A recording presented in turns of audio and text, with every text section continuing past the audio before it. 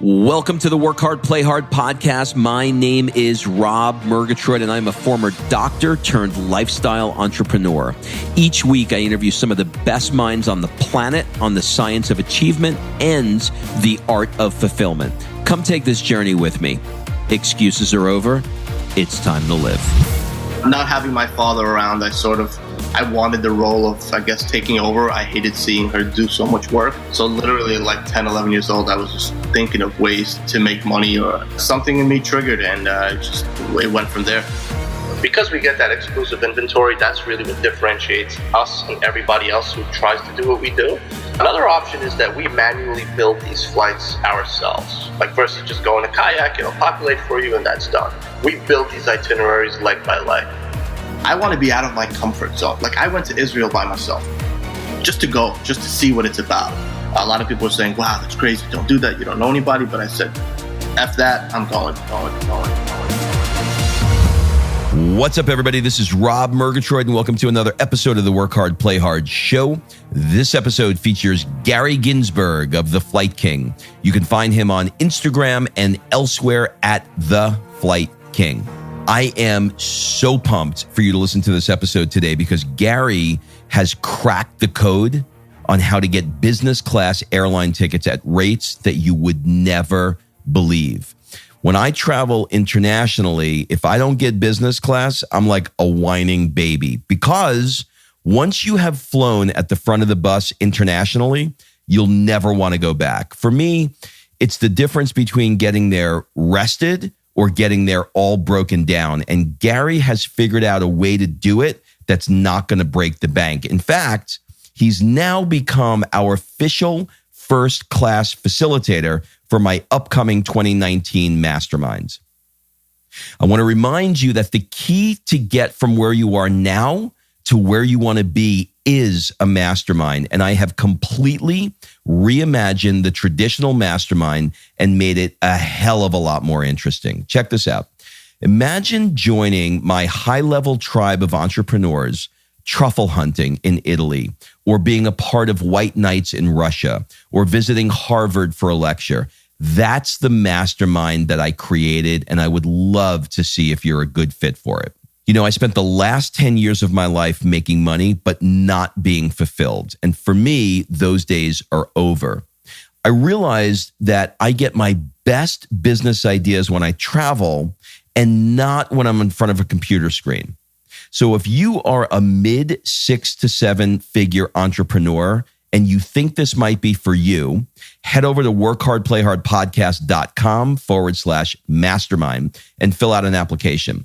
This mastermind is not for someone that wants to be sitting in a hotel conference room. We'll be seeing the world and stepping into a ton of new experiences to stimulate new thinking and give you new business and life breakthroughs. I'm doing interviews now to find the best mix of personalities, ambition, and skill sets in diverse businesses. Just go to workhardplayhardpodcast.com/mastermind. Again, it's workhardplayhardpodcast.com/mastermind. Okay, let's get into this episode with Gary Ginzburg of The Flight King. Gary, welcome to the show. Thanks for having me. You know what? I got to tell you, man, I have been looking forward to this for some time. And here's why. I am an absolute unapologetic diva about flying in business class over coach, but I don't want to pay top dollar to do it. And you found a way to solve that problem. And I had to have you on the show. So I know that you have so many things going on in your world right now, and I really appreciate you taking the time to do this. I don't blame you not wanting to travel coach. I personally started off flying coach, flying around the world until just came to a point where I just couldn't sit more than 6 hours upright. It's tough. It's tough. All right, awesome. So what I want to do is I'd love to cover a little bit about the kind of work that you do, a little bit about how you have some fun in your life. I know you got the travel bug.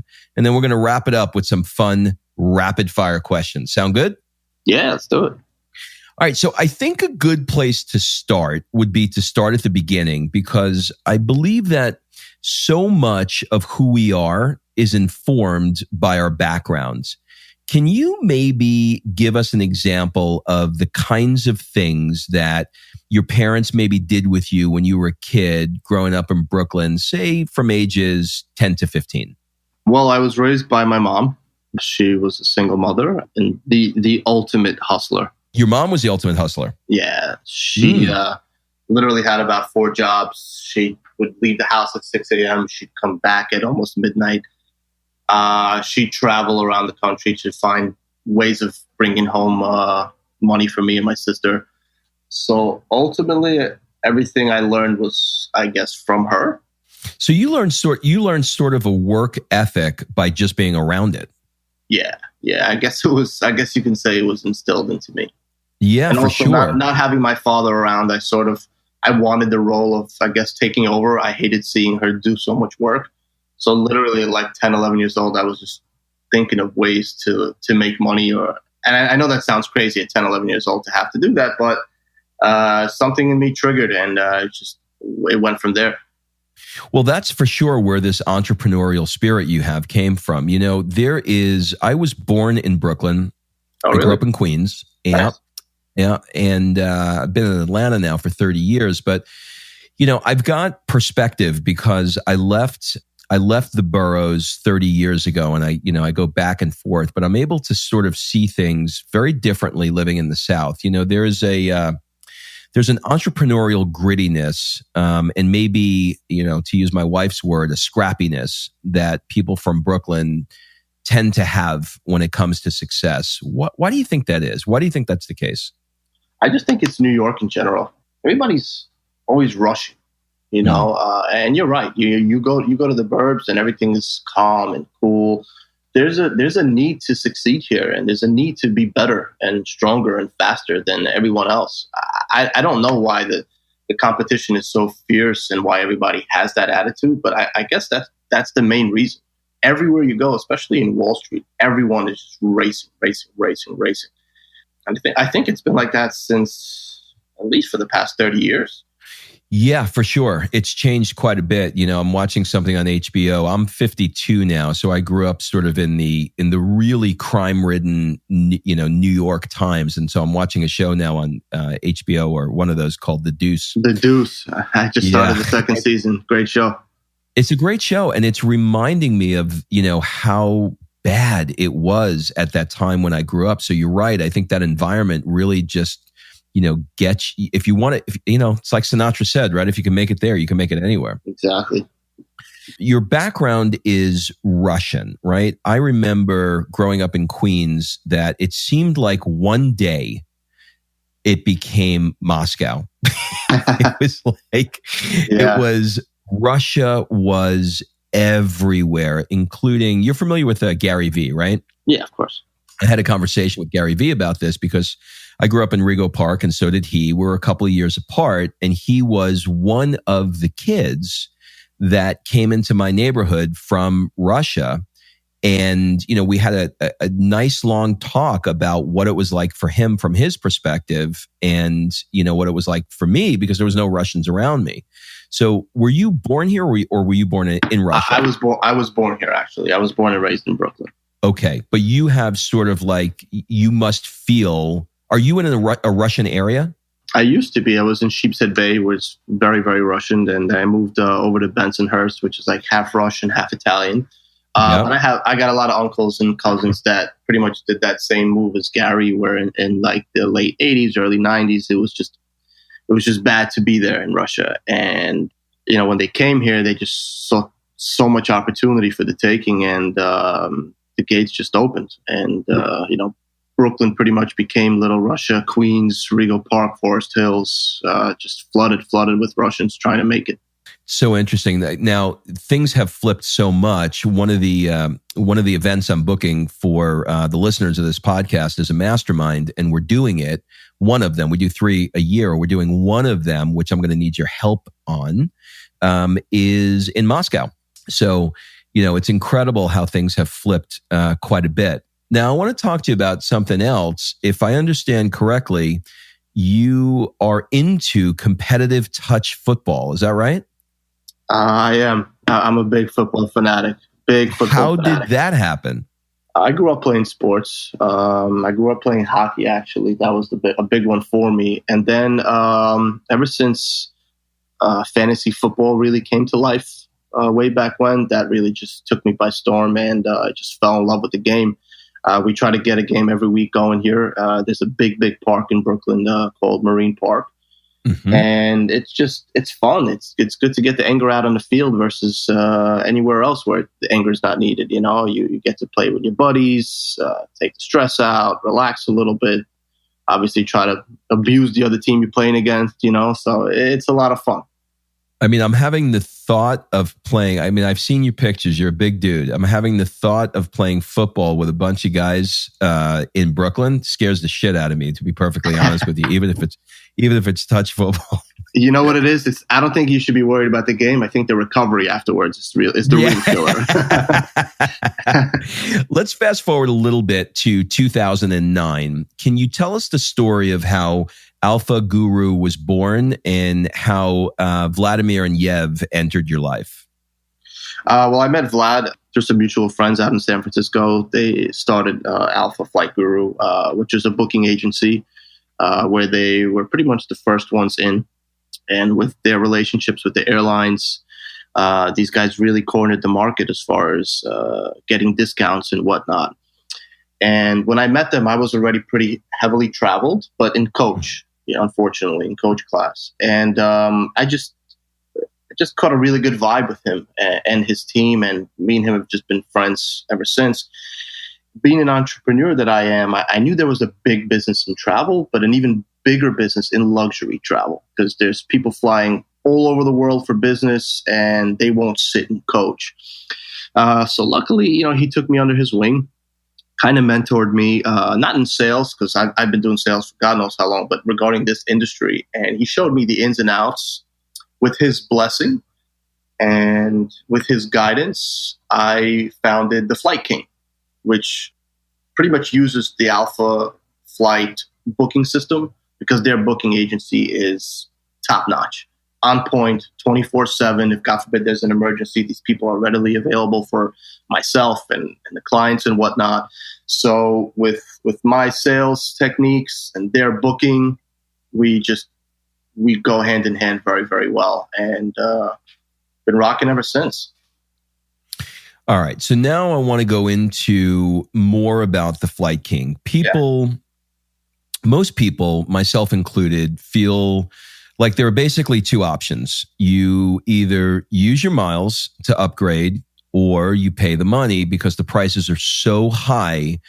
But you have many different tricks and strategies that offer different options, which is a much more affordable way to get into business. Can you walk me through, let's start off at this level. Can you walk me through a typical call that you get from someone and what you're able to do for them? So typically, for example, Europe is a big market for us, and Europe and Dubai. Well, let's focus on Dubai a little bit, just because the prices there are outrageous if you, let's say, go through the retail channels. So, for example, somebody would say, hey, I need JFK to Dubai. I'm looking for first class, business class, for example, on so-and-so days. So typically the process is as follows. I'll go online to Kayak or Orbitz just to get an idea of what the retail prices are. I myself, I'm pretty curious what these guys are asking for, So typically I'll let the client know, for example, like, hey, first class their ask price is about $25K. If you can be a little bit flexible on your days, let's say day before, day after, I'll try to get that Emirates flight for you at least 60% off. So that alone is huge. Because whatever they're saving, they could use on hotels, they could use on client meetings, or whatever they want to use their savings on. As soon as I get to qualify the guy to know that he's serious and wants to save that kind of money but still has that kind of money, I'll begin the search process to see what's available. I'll send over the itineraries and options for his approval. If he does find the winner, the process is super simple. I'll send over a secure checkout link for him to review the itinerary, enter his passenger details, enter his credit card information through a secure server. And once that's filled out, we'd begin the booking process and send over a confirmation email with e-tickets, seat assignments, confirmation numbers, pretty much everything he needs to see his reservation online. What are typical costs? Let's drill down a little bit with Dubai. What's, if I'm going to book a trip to Dubai today I'll give you the benefit of the doubt and say somebody says, "Oh, I'm really going to do it in advance and I'm going to do it for next month." They go online, they type in, from here to Dubai, they live in New York. Walk me through what they're going to pay for business and first and coach and what you can do. So, for example, JFK to Dubai, let's say October 9th to the 16th in business class. Their ask price, I would say right now, on Emirates for the nonstop option, it's probably 10 to 13,000 in business class.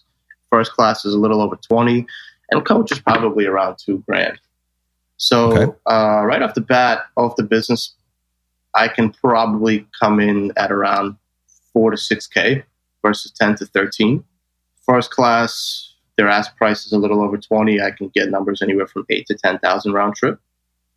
Coach is a little tough just because there really isn't that much of a margin for savings. But on a $2,000 ticket, I'd probably get it down to like $1,700, $1,800.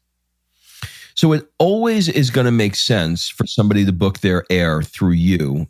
Coach is sort of negligible, and I'm not sure it's worth your time for a couple $100, but certainly for business and first, that's your sweet spot, right? Yeah. I mean, I hate to turn away business. If you need help booking a coach ticket, I'll get it done for you. But yeah, the biggest margin of savings is definitely business and first class.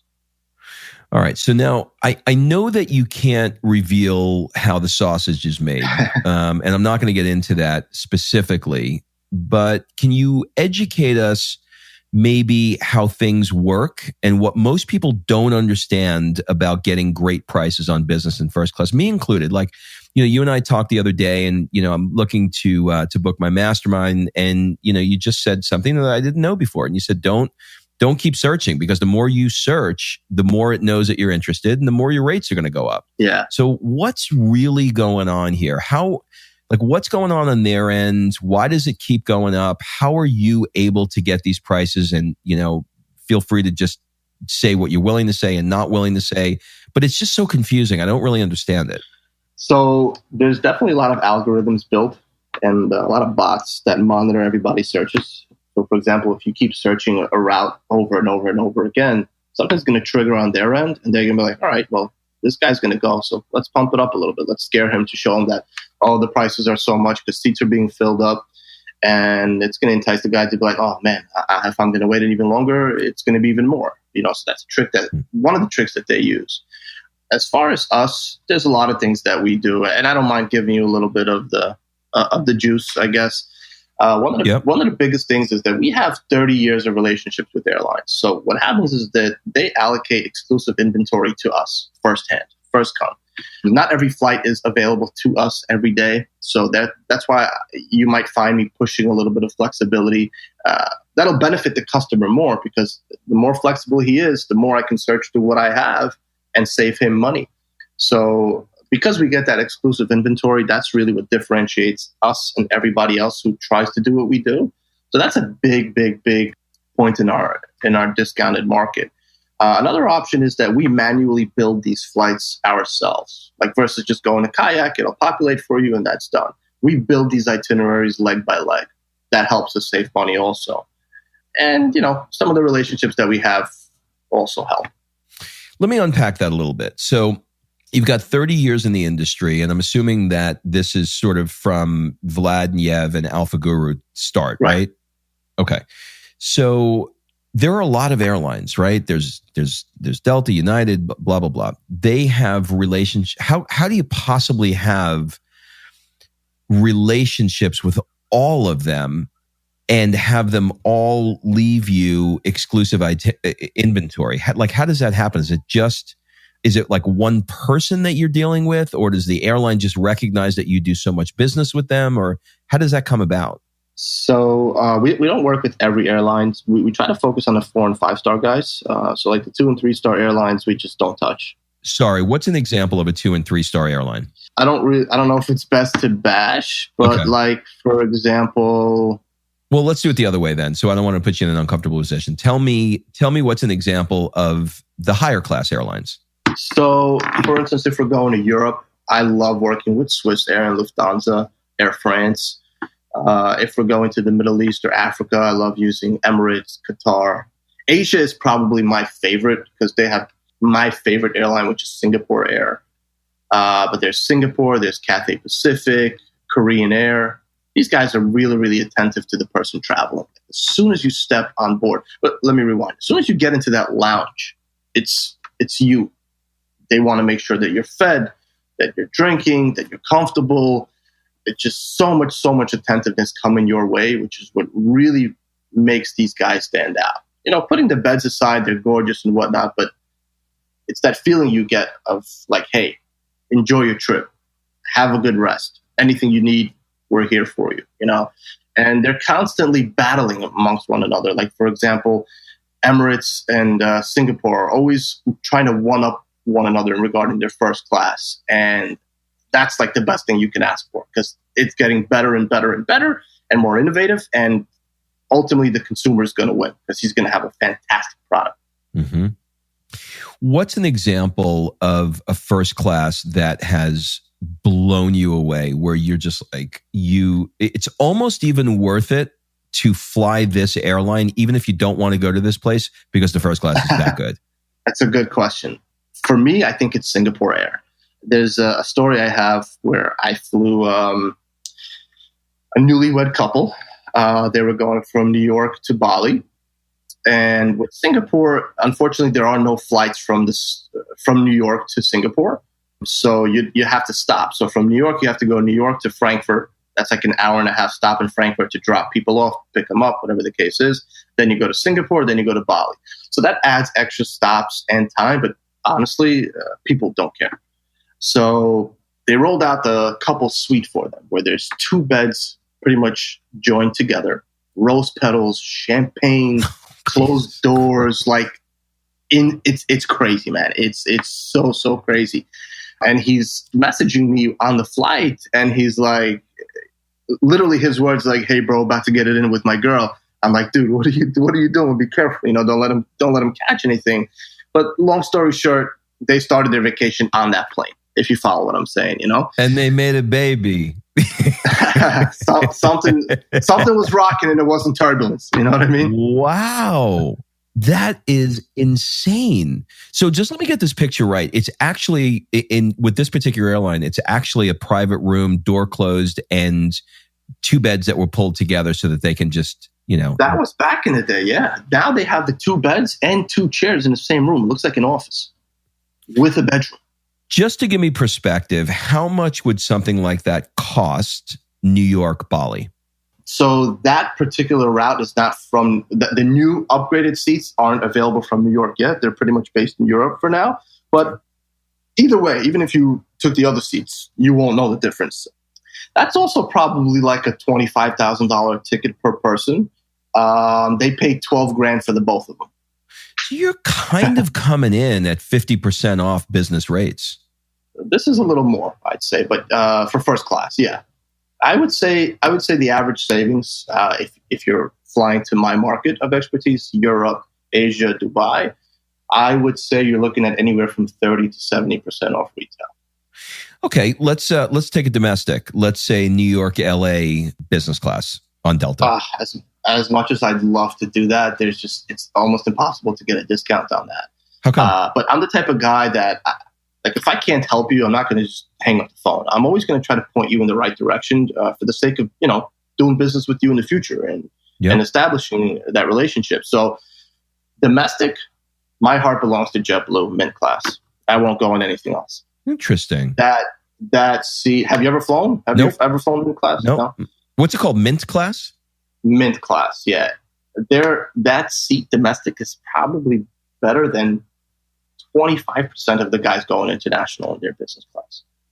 Wow. It's insane. Yeah, there's a picture on my Instagram of me and my wife traveling on it. It's just beautiful, beautiful, beautiful.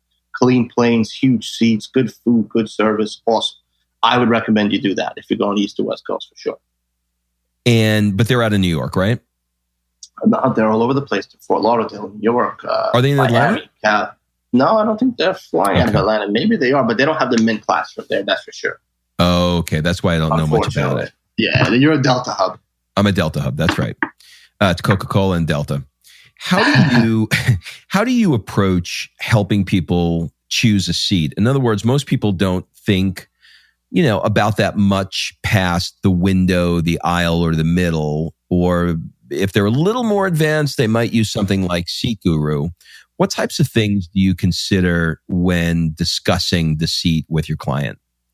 So, Seat Guru is good. It's a bit outdated in terms of some airlines haven't just really populated their new aircrafts yet, but I like to stay on Seat Guru. I know most of the layouts on a lot of these planes, but there are some seats where the window isn't totally, facing you or something like that. So I'd sit down with them together, sort of show them that type of hand-holding experience. Like, hey, I've been on this flight before.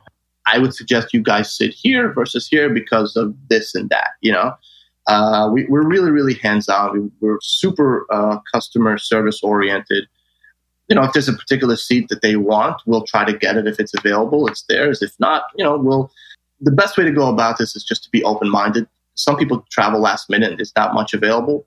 So typically what I do is like, look, tell me if you want window or an aisle. I'll shoot for it. And what I can guarantee is I'll try to keep you away from the bulkhead, keep you away from the bathrooms and the galleys and whatnot so that you can rest without all that noise. And typically it works out. I thought bulkheads were a good seat. Are they not?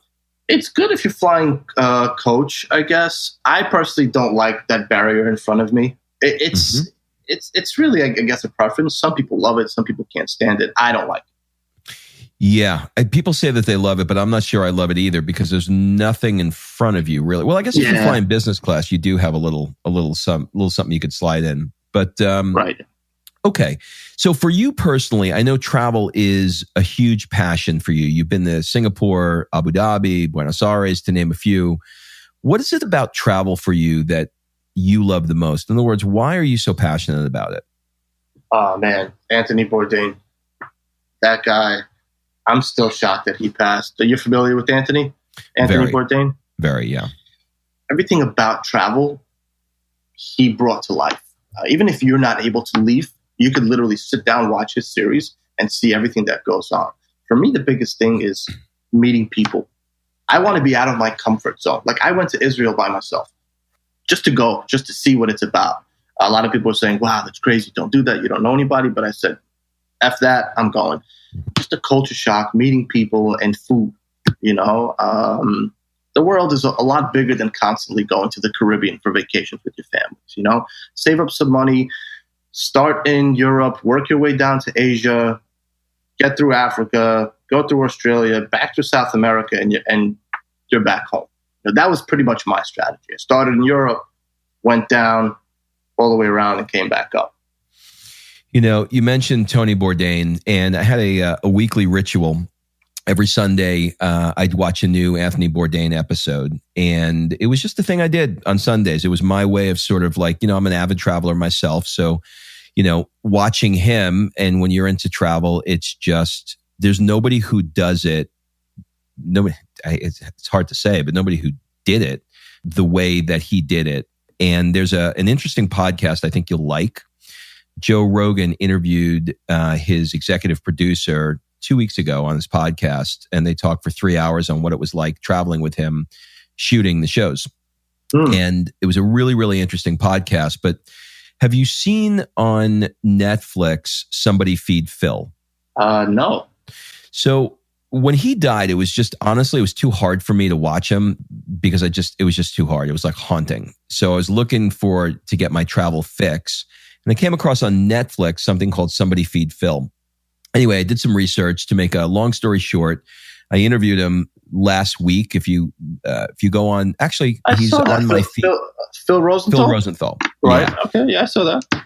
Okay. So Phil he created a TV show called Frasier. And then he went on to create a TV show called Everybody Loves Raymond. It's a nice guest to have. One year he was talking to Ray Romano and he said, I'd like to do a show in Italy. And Ray didn't have a passport. And he said, why do you not have a passport? He goes, I don't want to see other cultures. And they got into this whole conversation. And he realized that 2 out of 3 Americans do not own a passport. And the third that does have a passport only uses it 30% of the time. And he said, this is just crazy because, we're fighting with each other like crazy. What if we connected more through travel? And so he started a show called Somebody Feed Phil, where he promotes it as he's Anthony Bourdain, but afraid of everything. He said, if you could imagine Anthony Bourdain, who's scared of everything, that's me. And it's shot by the same production people, 0.0, who shoot Bourdain's show. So I would suggest that you watch it because he's just this nebbishy, nerdy Jewish guy from Queens with hundreds of millions of dollars from Everybody Loves Raymond, shooting the show. He's in his 3rd season and he's lovely as a person and his show is incredible. So I tell you that story because I know that you'd appreciate it. Oh, I'm in. Yeah. This is locked up. I'm going to binge this for sure when I have some time. Yeah, you're going to love it. So I noticed something with you, and that is your Instagram feed.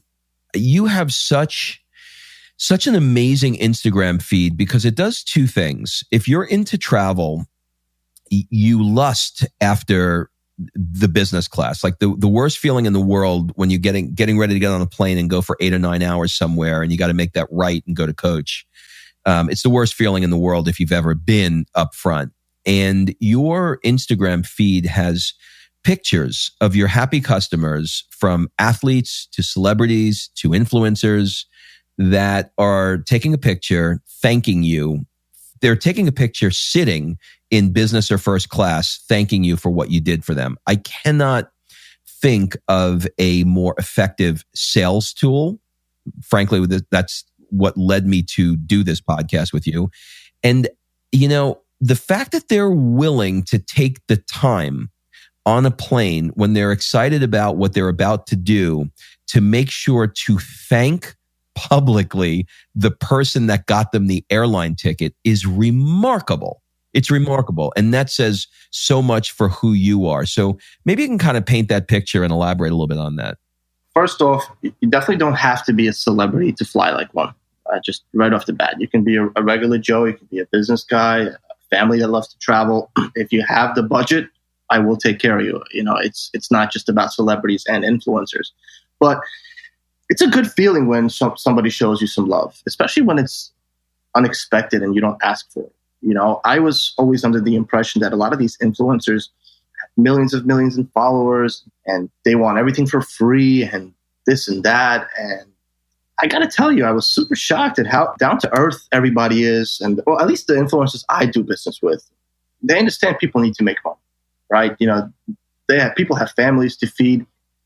I was lucky enough to do business with guys that aren't asking for anything for free. They just, they want to be taken care of. If, God forbid, there's an emergency where the plane is delayed or they lose their passports, they want somebody to be available. And that's my phone is literally never off. Like, for example, Jonathan Chabon, Kim Kardashian's best friend. I met him through a model in LA, a buddy of mine, Niels Visser. Super, super chill kid. Just like, hey, I found you through this and that. What can you do for me? I booked him a flight to Asia with his girl. They did a little shout out for me and he introduced me to Jonathan. He's like, dude, I have a monster for you. Take care of him and you'll be happy. I said, hey, that's great. It turns out Chabon is from the same neighborhood as I am. He's also Russian and we just, we hit it off. And he's such a nice guy to just talk to. I was under the impression after watching all these shows, like, forget it. You can't even talk to him, But he's like, take care of me. I promise I'll do the right thing. And out of nowhere, he puts up a story of him sitting in a Swiss Air business class seat saying, hey, thanks, Gary. You did an amazing job, blah, blah, blah. And so forth and so on. There's guys like Yoon Olsen. I don't know if you're familiar with him. He's like the skier. He's based in Europe. He's rep by Red Bull, monster travel blogger. He actually featured me in one of his video vlogs in Bali of him flying Emirates Airlines and all the top guys, and literally just sat there and towards the end of the video goes, I like to find tickets on my own, but I've had some help and I want to thank Gary, the Flight King, this and that. And I'm just like, wow. I didn't ask for that. It's amazing. It's amazing, and it's something that's feeding itself because because now it's starting to come into my world where people that I know, it's one of these things where you hear somebody's name come up once, it's like, okay, I don't know who he is. 2, 3, 4 times, and then after you hear it 5 or 6 times, you're like, who the fuck is this guy? All right, let's move into the play hard section of the show. Most entrepreneurs are super driven and they don't take the time to play. Play hard does not have to be champagne spraying in Saint-Tropez, although it could be. It could be something as simple as taking time off to read a book that you're trying to get to. The point is, what are you doing in your life that's not related? So a couple of questions in this category. What's a typical Saturday morning look like for you? I know you got a new baby. Yeah. His name is Josh. He's turning 2 years in a month. Congratulations. Thank you, man. I'm up early. I hate sleeping late. 7 a.m. Sometimes I wake up earlier than he does. I'll start cooking. I'll make food for my wife, for my son. I'll lay everything out. I'll take a nice long walk with my dog. And that's how pretty much a Saturday works with us. I let my girl sleep in a little bit. And when she's up, everybody sits down to a nice breakfast. Hopefully the weather is somewhat decent. We're out in the park. We're kicking a soccer ball around. He's on the swings. I'm throwing water balloons at my wife. We're trying to stay. We're trying to stay young. We're trying to have fun. That's really the most important thing. It's awesome. If you could spend 1 month anywhere in the world, where would it be and why? That's tough. I'd say Japan. Why? I was there for a week and I barely scratched the surface. I was there for business, and there's just so much history there. I'm a big history buff, and also I'm a big sushi fan. You know what I mean? I'll eat some wild things. Hence why I love Anthony Bourdain. But just Japan, you need at least a month there to see everything. Okinawa, Osaka, Narita, everything. That's where I would go for the culture and the history. I love it. You're really going to love Somebody Feed Phil, because one of his episodes was in Japan where he ate 1,000-year-old egg, and he was on Jimmy Kimmel last night talking about it. Oh, really? Nice. If you could go to only one restaurant before you die, where would your last meal be? Man, I'm a homemade type of guy, so I would probably go to this Russian restaurant that's a couple blocks away from me. As much as I love food from all over the world, in the end, I'm a sucker for anything homemade. So there's a Russian bathhouse in Shipse Bay area where, besides the bathhouse, they're known for their kitchen and culinary skills. Let me ask you a really uninformed question. What is a Russian bathhouse, and what does one go there for? One, to get away from the missus with your buddies, So you go there to steam. You go to release a lot of your toxins, a lot of the bad energy. You have steam rooms, you have your saunas that are like 200 degrees and you're melting away in there. You sit around with your buddies, you smoke a cigar outside. Me and my friends, we sit and we play cards for hours, drink a couple beers, and the food also. The food is really what drives us all the time. It's just it's a good way to escape, a good way to get away. I would recommend it. If you're ever in New York, please, it'd be my pleasure. I'll take you. It's on me. When you go there, do you always steam, or do you sometimes just go social? I'll go there for lunch once in a while, but 95% of the time I'm going to catch a schwitz, to steam, hit the sauna for sure.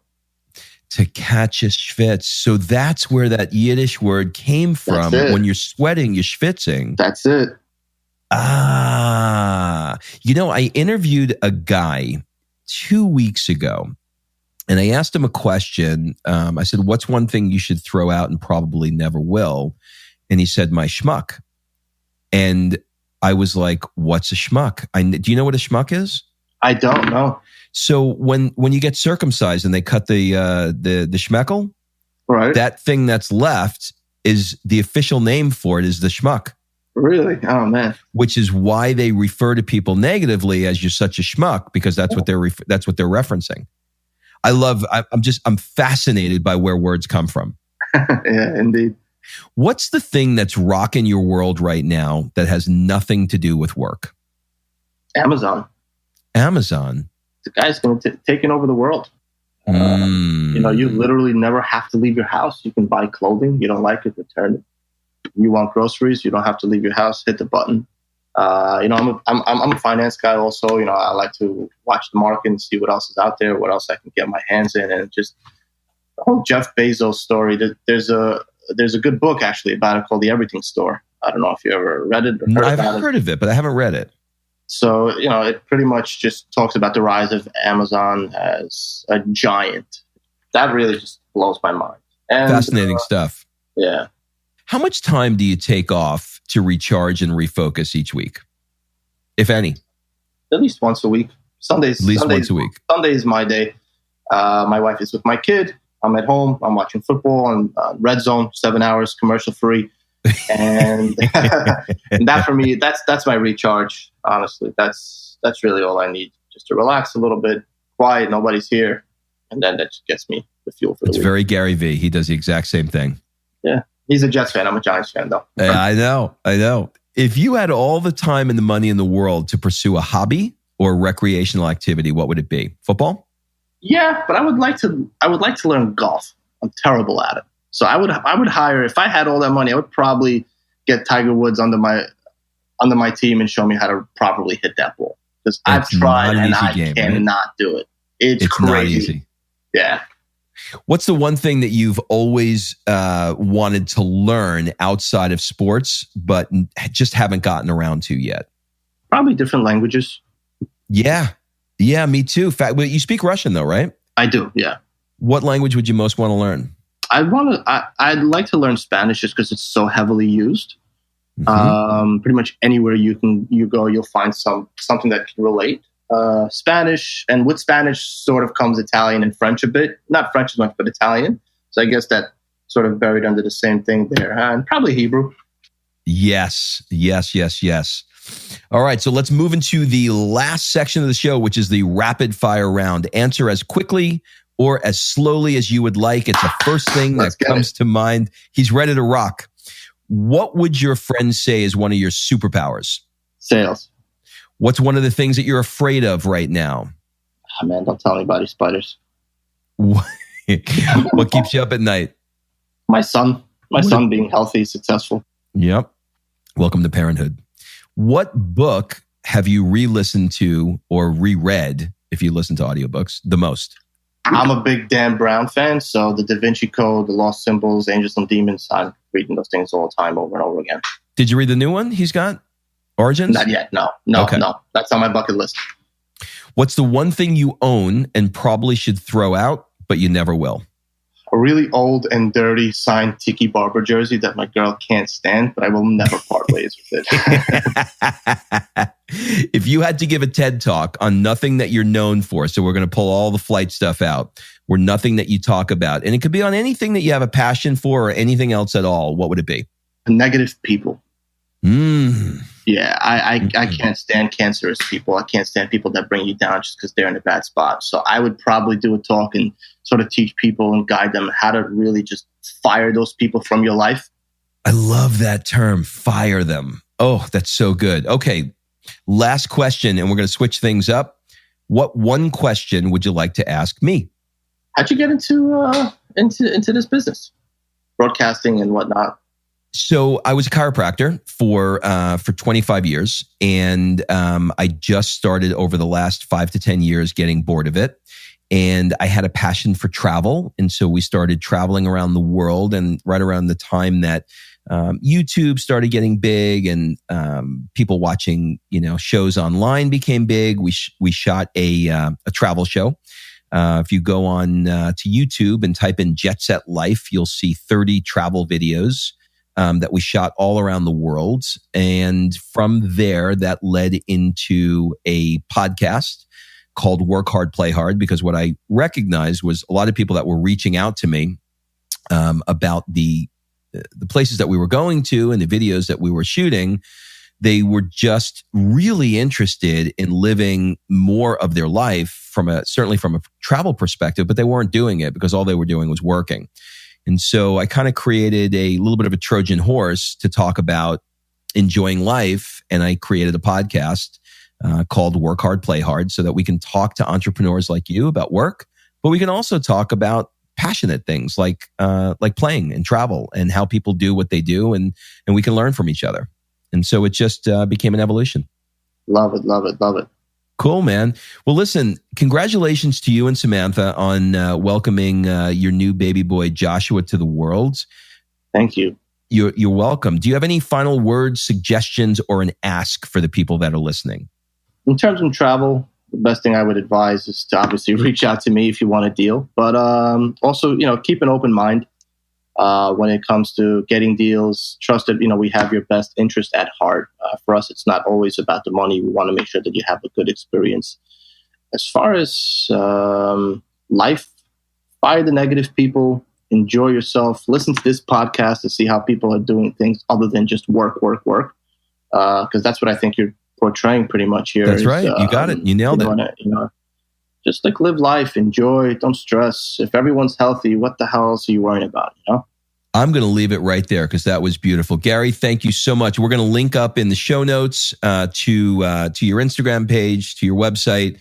And in the intro, I will give everybody all of the details on how to get a hold of you to book and upgrade their experience on airlines. It was a pleasure. Also meeting you guys. Thank you for taking the time out to do this with me. It meant a lot. I look forward to working with you, Rob, and establishing a good friendship down the line. Me too, brother. Have a great one. Always. Thanks. Bye. All right. Thanks for listening. If you love this episode and you know someone that needs some help in either stepping up their work hard game or their play hard game, it would mean the world to me if you shared this podcast with them to help me get this movement out there. So if you like what you heard, head on over to iTunes, take 30 seconds and leave me a 5-star review, and I will be forever grateful. So until the next episode, excuses are over. It's time to live.